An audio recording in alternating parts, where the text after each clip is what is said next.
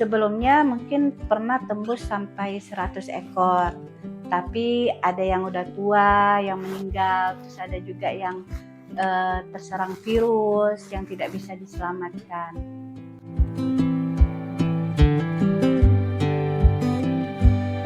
Semuanya kucing di sini ada namanya, jadi saya harus menghafal satu-satu namanya tuh.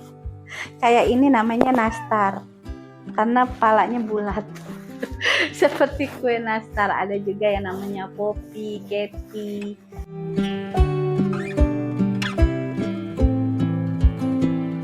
Gaji kita yang istilahnya pas-pas lah untuk kita makan, untuk anak-anak itu ya kita bagi-bagi buat kucing-kucing ini. Tapi ya alhamdulillah ya, namanya rezeki itu ada aja gitu.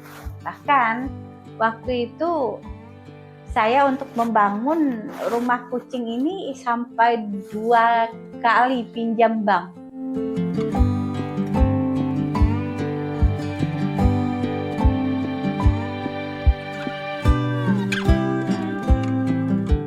Assalamualaikum warahmatullahi wabarakatuh. Nama saya Dahlia. Saya berada di Kelurahan Terusan, Kabupaten Mempawah. Saya merupakan salah satu cat lover di Kabupaten Mempawah.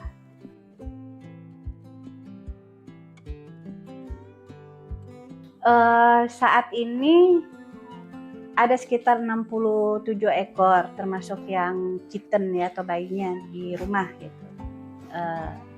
Sebelumnya mungkin pernah tembus sampai 100 ekor, tapi ada yang udah tua, yang meninggal, terus ada juga yang terserang virus yang tidak bisa diselamatkan. Saya itu kan memang pecinta kucing dari kecil. Cuman waktu itu setelah saya menikah, saya tuh hanya punya 5 ekor kucing waktu itu, 5 ekor kucing. Tapi itu saya pelihara secara biasa aja gitu kan, maksudnya mereka datang, pergi gitu kan, cuma dikasih makan tanpa harus saya membuat rumah kucing ini gitu. Cuman seiring waktu saya tertarik dengan kucing-kucing jalanan. Kasihan lihat kehidupan mereka yang serba kekurangan, ada yang sakit, ada juga yang sering dipukul orang, jadi saya sering bawa pulang gitu kan. Ada juga yang lagi hamil di jalanan, saya bawa pulang sehingga bisa sebanyak ini. Saya memang suka sama kucing gitu, memang pecinta anabul. Jangankan kucing, anjing pun saya suka gitu kan, cuman karena keterbatasan kita kan sebagai muslim mungkin tidak bisa untuk memelihara atau memegangnya, jadi ya semampu saya hanya bisa memberi makan kalau anjing-anjing liar. Ada juga yang beranak pinak gitu ya, yang bisa selamat anaknya melahirkan tuh sampai besar-besar itu ada gitu kan. Ada juga dari teman atau itu yang mereka yang tidak mampu untuk mengurus kucing, kadang diserahkan ke saya gitu kan, karena mereka pikir saya punya fasilitas untuk menampung kucing-kucing ini gitu di rumah.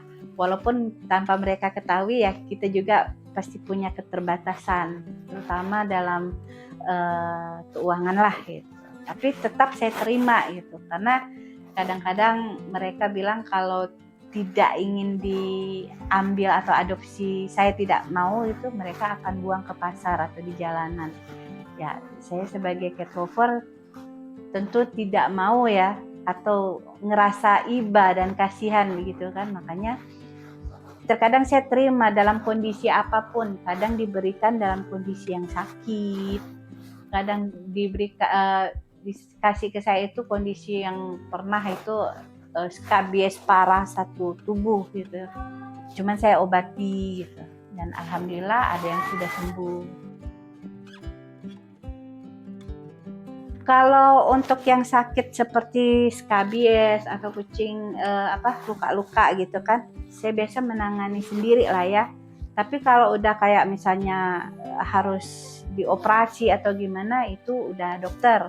Tapi kebanyakan sih saya pelihara kucing ini saya mengobatinya sendiri gitu. Apalagi kalau misalnya mereka itu terkena virus ya kan, seperti virus panleukopenia ataupun thalassi itu kan yang 3 hari aja kucing kita kena itu kan udah pasti wafat ya, udah pasti rip lah gitu. Nah itu saya dengan pengalaman juga, dengan lihat-lihat di YouTube juga gimana sih penanganan kucing yang terkena virus itu ya. Saya obati dengan misalkan penambah imun mereka, ditambah antibiotik buat mereka, dan alhamdulillah ada yang survive, bahkan ada yang udah besar itu, yang lagi kecilnya terkena virus udah ada yang survive.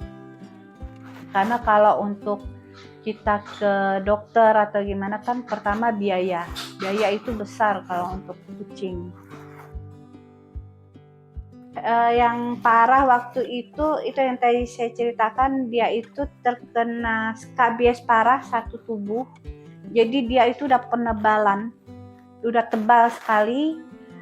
Terus saya bawa ke klinik waktu itu kan. Jadi 3 kali disuntik dan alhamdulillah sudah survive. Yang tadi hamil, yang lagi hamil.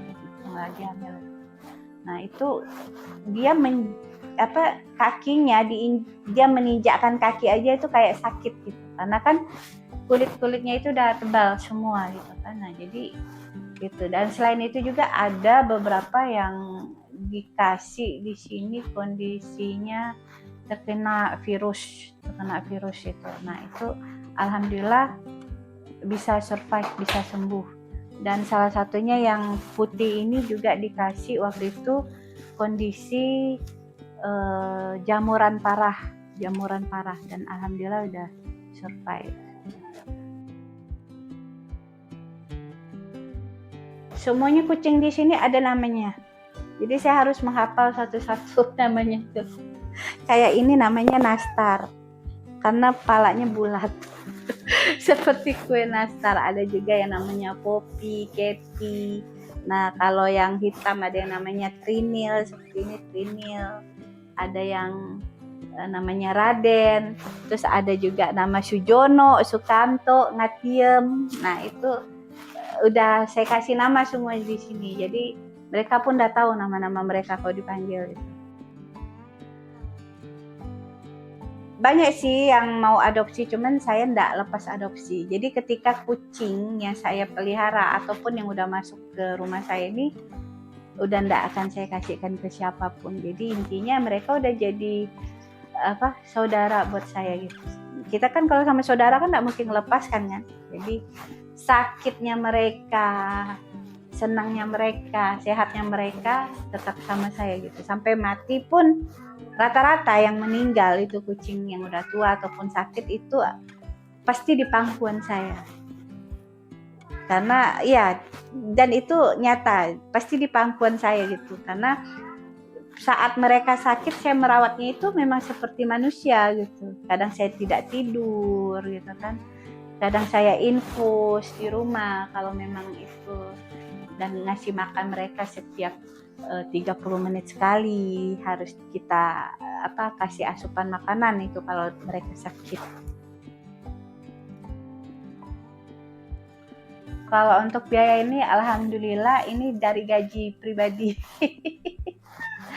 Jadi dari gaji yang kita dapat, kebetulan saya sama suami juga bekerja ya kan, ya sebagai abdi negara lah gitu ya kan. Jadi gaji kita yang istilahnya pas-pas lah untuk kita makan, untuk anak-anak itu ya kita bagi-bagi buat kucing-kucing ini. Tapi ya alhamdulillah ya, namanya rezeki itu ada aja gitu. Bahkan waktu itu saya untuk membangun rumah kucing ini sampai 2 kali pinjam bank. 2 kali pinjam bank untuk membangun rumah kucing ini. Karena kalau untuk uang cash kita kan nggak mungkin ada gitu kan. Jadi harus pinjam bank.